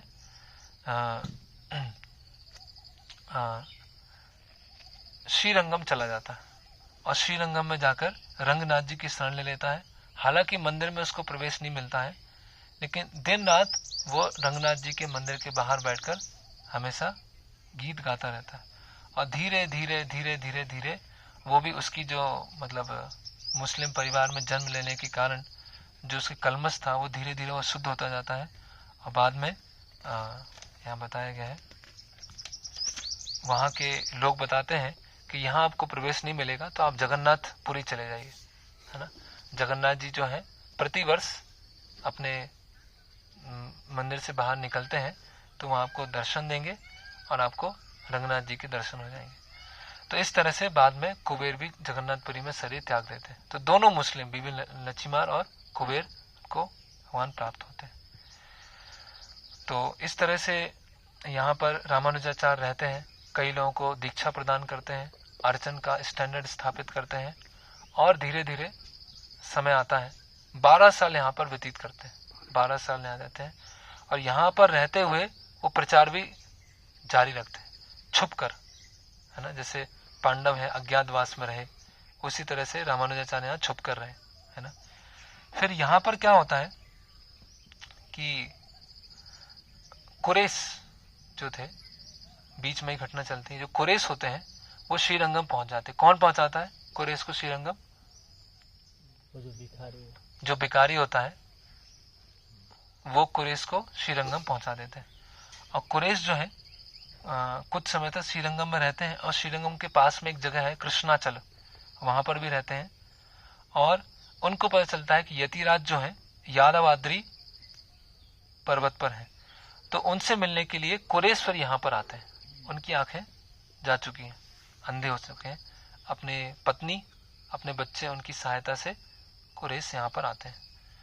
और कुरेश को जब यतिराज देखते हैं इतने वर्षों के बाद, है ना, और अंधे, तो यतिराज क्या करते हैं, उनको गले लगा लेते हैं और बोलते हैं कि आप जैसे महान आत्मा का स्पर्श पाकर आज मैं शुद्ध हो गया, है ना, आपके दर्शन करके मैं प्यूरिफाई हो गया हूँ। और आपने मुझे सिखाया कि गुरु की सेवा कैसे की जाती है, आपने मुझे सिखाया है कि वैष्णवों की सेवा कैसे की जाती है। तो कुरेश की बात से बहुत प्रसन्न होते हैं और बोलते हैं कि अभी आप तुरंत जाइए वरदराज जी के पास में, और वरदराज जी से आप प्रार्थना कीजिए, क्योंकि वरदराज जी जो प्रार्थना से की जाती है वो प्रार्थना अवश्य सुनते हैं। तो उनके पास प्रार्थना कीजिए कि आपके नेत्र जो है, दृष्टि है, दोबारा वापस आ जाए। उनके पास जाके वो प्रार्थना कीजिए। और कोलुटुंगा जो है अभी वो उसकी मृत्यु हो चुकी है। तो कुरेश जो है कांचीपुरम जाते हैं और कांचीपुरम जाके वरदराज जी की रोज सेवा करते हैं, वरदराज जी के सामने जाके भजन गाते हैं, है ना, अलग अलग तरह से सेवाएं करते हैं। तो एक दिन वरदराज जी उनसे बातचीत करते हैं और वरदराज जी बोलते हैं कि कुरेश तुम्हारी क्या इच्छा है ना, तुम्हारी जो इच्छा होगी वो पूरा करूंगा, बताओ क्या इच्छा है। तो कुरेश बोलते हैं कि एक व्यक्ति है जिसका नाम है चतुर्ग्राम, चतुर्ग्राम इसका नाम है, उसको आप क्षमा कर दीजिए, उसको वैकुंठ प्रदान कीजिए, है ना। अभी चतुर्ग्राम कौन है, तो चतुर्ग्राम नामक जो व्यक्ति है वो कुरेश के शिष्य है, और कुरेश का जो शिष्य था उसने कुरेश को छोड़ दिया था, और कुरेश को छोड़ने के बाद राजा कोलुटुंगा के राज्य में जाके मंत्री बन गया था। तो कोलुटुंगा जब विचार कर रहे थे कि इन वैष्णवों को कैसे हराया जाए, तो इस चतुर्ग्राम ने कोलुटुंगा को ये सलाह दी थी कि आप रामानुजाचार्य को बुलाओ और रामानुजाचार्य को मार दो। इस चतुर्ग्राम में ऐसा गद्दार निकल गया था, है ना। और किनका शिष्य था, कुरेश का। बोले आप चतुर्ग्राम को माफ कर दो, है ना, उसको वैकुंठ प्रदान करो। मतलब पूरा जो हुआ कि रामानुजाचार्य छुपना पड़ा, कुरेश की आंखें चली गई, उसका जो मेन व्यक्ति था वो था चतुर्ग्राम। उसको सबसे पहले कुरेश ने बोला कि इनको आप क्षमा कर दीजिए। तो इसको बोलते हैं उदारता, है ना, कि जिसने नुकसान पहुंचाया सबसे पहले उसी को कृपा मिलनी चाहिए, है ना। नित्यानंद प्रभु के बारे में क्या आता है, मार खाए प्रेम दे, हाँ, कि ऐसे नित्यानंद प्रभु है कि जो नित्यानंद प्रभु को मारता है पहले उसको प्रेम देते हैं। कम से कम मेरे पास तो आए, मेरे पास तो आया है। तो जगाई मधाई ने किया और नित्यानंद प्रभु ने क्या सोचा, पहले इन्हीं को प्रेमदान मिलना चाहिए। तो इस तरह से कुरेश क्या होते हैं, फिर कुरेश का जारी रहता है ना, वरदराज जी की सेवा करना, भजन करना। और फिर वरदराज जी एक दिन बोलते हैं कि कुरेश तुम इतना अच्छा गाते हो, इतनी अच्छी सेवा कर रहे हो, पता तुमको क्या चाहिए, जो तुम मांगोगे वो मैं तुमको दूंगा, इतना प्रसन्न हूं तुमसे। तो बोलते हैं कि राजा कोलुटुंगा जो है उसको आप क्षमा कर दीजिए,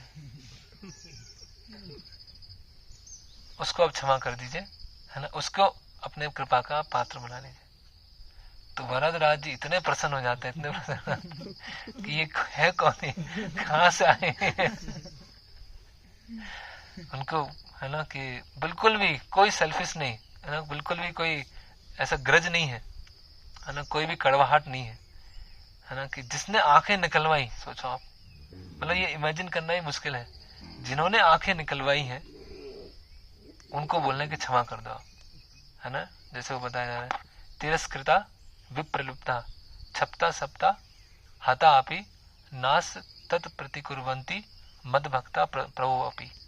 तो भागवतम में आता है कि मेरे भक्तों का तिरस्कार किया जाए, उनको नेग्लेक्ट किया जाए, उनका अपमान किया जाए, उनको मारा जाए, ये उनको खत्म कर दिया जाए, फिर भी वो प्रतिकार नहीं करते, फिर भी उनके अंदर बदला लेने की भावना नहीं आती। ये बहुत महत्वपूर्ण गुण है वैष्णव का, कि उनमें कभी भी बदला लेने की भावना नहीं आती कि इसने मेरे साथ ऐसा किया है, मैं उसके साथ ऐसा मजा चखाऊंगा। इसने मेरे साथ ऐसा किया था, तो आश्रम में पहले दिन आया था, उसने मुझे ऐसा किया था, अब तो मैं उसके साथ बातचीत ही नहीं करूंगा क्योंकि उसने मेरे साथ ऐसा किया, अब मैं ऐसा उसको उत्तर दूंगा। ये जो बदला लेने की भावना है, ये बहुत, इसके मतलब हम क्या है, हम अपने आप को बहुत महत्वपूर्ण समझ रहे हैं, बहुत इंपॉर्टेंट समझ रहे हैं। तो बिल्कुल भी, जैसे परीक्षित महाराज को पता चला, उनको श्राप मिला, 7 दिन के बाद मृत्यु आने वाली है, उन्होंने बदला नहीं लिया। चित्रकेतु माता को श्राप मिल गया, वो पार्वती देवी को श्राप दे सकते थे, इतने पावरफुल थे वो। थोड़े समय पहले ही संकर्षण भगवान के दर्शन किए थे उन्होंने, लेकिन उन्होंने श्राप, ठीक कोई बात नहीं, जहां भी रखेंगे वहां मैं रहूंगा। बदला लेने की भावना नहीं है। व्यक्तिगत के लिए कभी बदला नहीं लेते। भगवान का कोई प्रचार कार्य रुक रहा है ना, या फिर भगवान के भक्तों का अपमान किया जा रहा है या भगवान का अपमान किया, तो वो प्रतिशोध लेते हैं, लेकिन व्यक्तिगत दुख के लिए कभी प्रतिकार नहीं करते। तो रामानुजाचार्य जो यादवाद्री यहाँ मेलकोटे में रह रहे थे, जब वे सुनते हैं कि कुरेश ने ऐसे वरदान मांगे हैं वरदराज जी से, तो इतने प्रसन्न हो जाते हैं, है ना। तो बोलते हैं, वो अपने एक शिष्य से एक पत्र भिजवाते हैं, बोलते हैं कि मेरे प्रिय शिष्य कुरेश, मैं इतना प्रसन्न हूँ और मुझे इतना आनंद आ रहा है कि जिन्होंने आपके साथ, आपके जीवन के साथ ऐसा किया, उनके प्रति उनको आप क्षमा करवाना चाहते हैं भगवान से। एक वैष्णव अपने प्रति तो अपराध लेते ही नहीं है, लेकिन भगवान अपराध ले लेते हैं, है ना। तो भगवान से भी क्षमा हो जाए, इसके लिए वो प्रयास करने, है ना। तो बता रहे हैं कि अभी मेरी इच्छा ये है कि आप भगवान से, है ना, ये इच्छा मांगिए कि आपकी जो दृष्टि है वो वापस आ जाए, है ना। क्योंकि आपकी दृष्टि क्यों वापस आए, आपको ये मांगना ही पड़ेगा, क्योंकि आपका जो शरीर है वो आपका नहीं है, वो मेरा है, वो मेरी प्रॉपर्टी है। मेरी प्रॉपर्टी अच्छे से रहना चाहिए। अगर आप सही शिष्य हैं तो मेरी प्रॉपर्टी अच्छे से रखना है ना। इसीलिए आपको प्रार्थना करके अपने नेत्र वापस लेने होंगे, क्योंकि अपनी प्रॉपर्टी से मुझे बहुत सारे कार्य करना है ना। तो कुरेश जो है, जो हमको ये पता चलता है, तो प्रसन्न होते हैं कि अब रामानुजाचार्य ने मुझे एक फुली सरेंडर डिसाइपल की तरह स्वीकार कर लिया।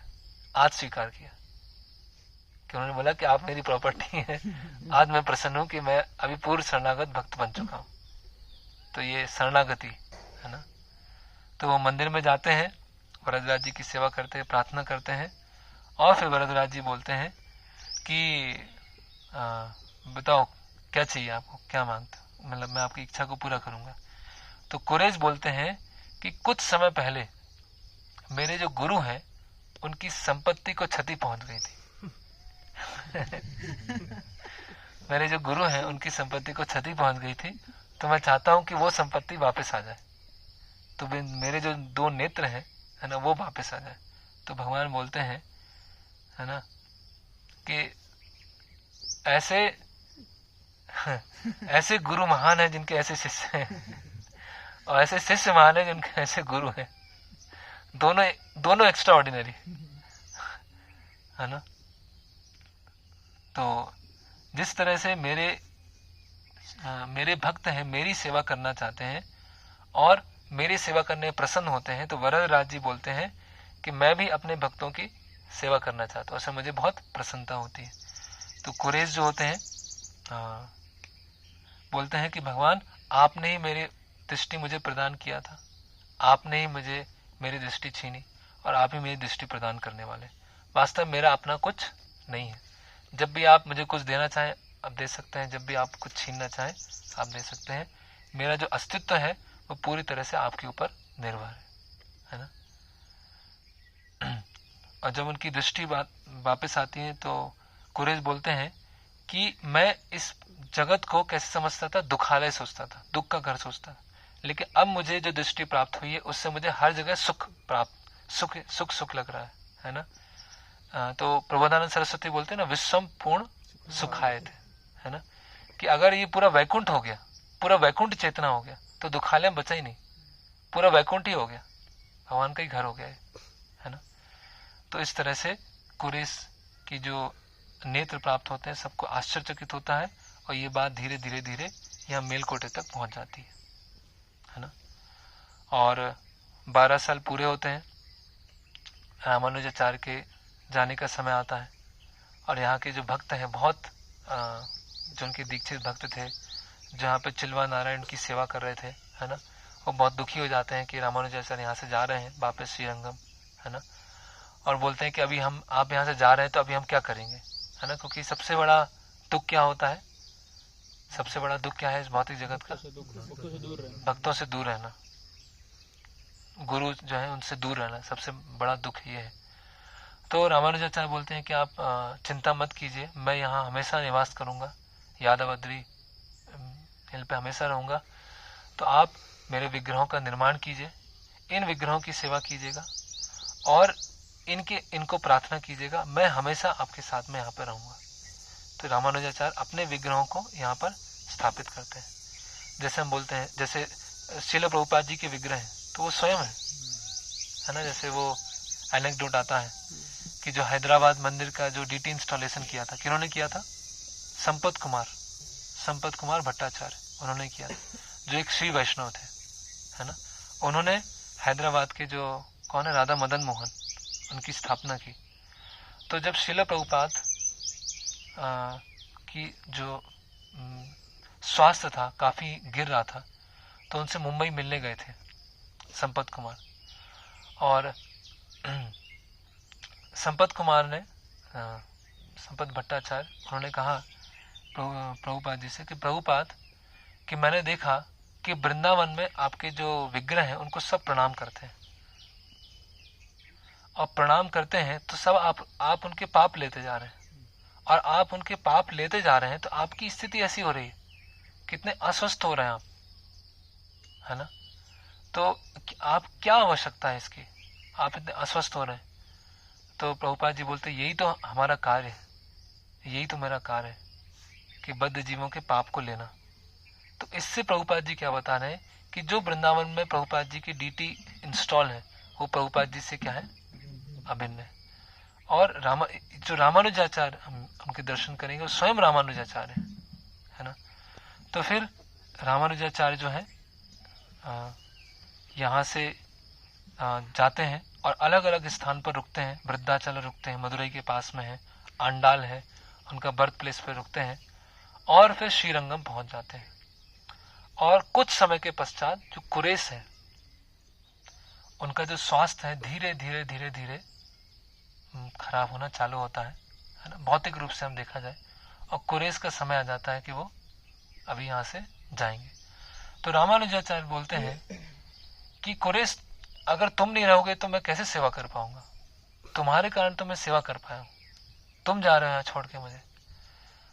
तो कुरेश बोलते हैं कि कुछ समय के बाद आप वैकुंठ आएंगे, तो वहां कोई तैयारी के लिए तो होना चाहिए ना, वहां पर कोई जाके पहले से अरेंजमेंट करे, है ना।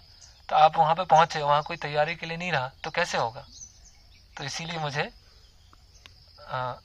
मुझे आप अनुमति दीजिए कि मैं यहाँ से जाऊं और वहां पर, तो ये मतलब वहां जाके भी क्या करना है, गुरु की सेवा ही करना है और कुछ नहीं करना है। तो जब ये रामानुजाचार्य सुनते हैं तो वो उनके आंखों में आंसू आ जाते हैं, कितने महान भक्त, है ना। जैसे भगवान रामचंद्र की सेवा लक्ष्मण जी ने किया, ऐसे रामानुजाचार्य की सेवा जो कुरेश उन्होंने इस तरह से किया। और वहाँ कीर्तन होता है, सारे शिष्य इकट्ठा होते हैं, और जो कीर्तन के बीच में कुरेश जो होते हैं वो प्राण त्याग देते हैं और चले जाते हैं वैकुंठ। तो इस तरह से ये महान वैष्णव कुरेश उनकी ये कथा है, और किस तरह से तिरु नारायण यहाँ पे स्थापित हुए, बीबी नचियार जो लक्ष्मी देवी के अवतार हैं, वो भगवान नारायण से उनका मिलन हुआ, और कैसे रमा प्रिया के विग्रह यहाँ पर आए, और कैसे कितना महान कि यहाँ से दिल्ली जाना और दिल्ली से वापस रमा प्रिया के विग्रह लेके आना। तो ये मेलकोटे धाम की ये महिमा है। हरे कृष्णा कृष्णा कृष्णा हरे हरे, हरे राम राम राम हरे हरे। तो किन्हीं का कोई प्रश्न है, कुछ पूछना है?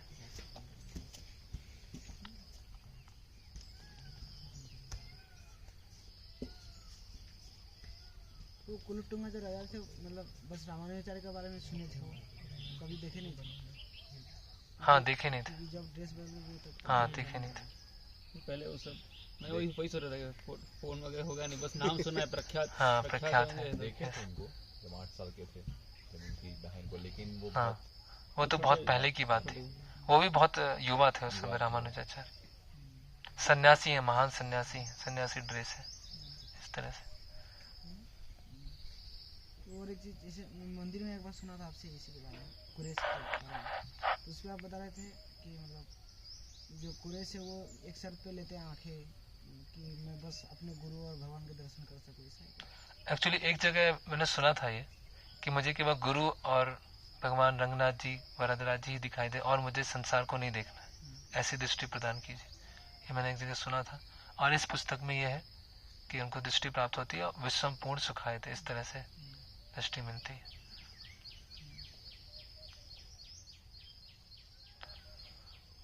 ओके, शिल प्रभुपाद की जय, श्रीपाद रामानुजाचार्य की जय। नरसिंह भगवान कैसे है यहाँ पे? नरसिंह भगवान के बारे में ऐसा आता है कि नारदीय पुराण में यह है कि प्रहलाद महाराज ने जब यहाँ पर आए थे, तो प्रहलाद महाराज ने योगा नरसिंह भगवान की स्थापना किया था, है ना। तो एक भक्त थे जिनका नाम था विष्णु चित्त। तो विष्णु चित्त यहाँ पर रहते थे, ये यादवाद्री हिल पर। तो विष्णु चित्त ने मतलब उनको बताया था कि यहाँ पर इस तरह से अलग अलग तरह से पूजा होती है। तो प्रहलाद महाराज ने खुद उनको विग्रहों को स्थापित किया था। और प्रहलाद महाराज की गुफा भी है यहाँ पर, जो मंदिर है, मंदिर के नीचे जाएंगे तो पुजारी ले जाते हैं। उस गुफा में बैठकर प्रहलाद महाराज ने प्रेयर्स भी किया था योगा नरसिंह के लिए। यही इसमें बताया गया। योगा नरसिंह मतलब रेस्टिंग पोजीशन में है। यहाँ पर 11 साढ़े 11 बजे उनका अभिषेकम होता है।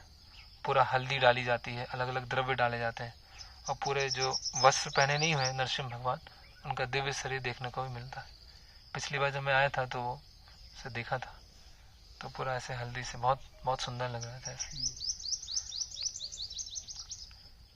ठीक है, हरे कृष्णा।